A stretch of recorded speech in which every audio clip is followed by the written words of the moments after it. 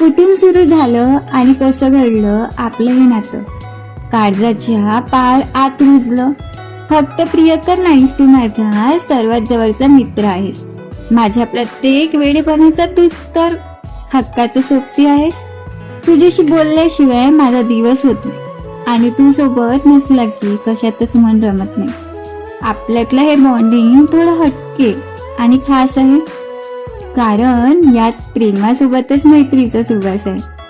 कधी मी चिडते, कधी तू शांत करतोस, कधी तू चुकतोस तेव्हा मी कान पकडते. पण शेवटी सॉरी कोणीही म्हटलं तरी मिठीत मात्र दोघांचीही ओढ सारखीच होते. तुझ्या सोबत असताना मी राहू शकते, मनातलं सगळं काही बिनधास्त बोलू शकते.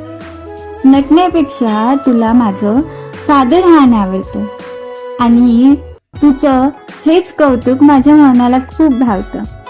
जेव्हा मी उदास असते तू विदूषक बनून हसतोस. माझ्या छोट्याशा यशावर तूच सर्वात जास्त खुश होतोस. आपल्या नात्यात फक्त आय लव्ह यू नाही, येरे तर एकमेकांना सांभाळून घेण्याचं एक वेगळंच वेड आहे. लोक म्हणतात प्रेम हे रंगात आणि रूपात असतं, पण मला वाटतं प्रेम हे तुझ्या माझ्या विश्वासात असतं. जगासाठी आपण दोघं फक्त एक कपल असू, पण आपल्यासाठी आपण एक संपूर्ण जग आहोत. हजारदा भांडू आपण, लाखदा रुसू आपण, पण दिवस संपताना एकमेकाचे चुकांना माफ करून हसू आपण.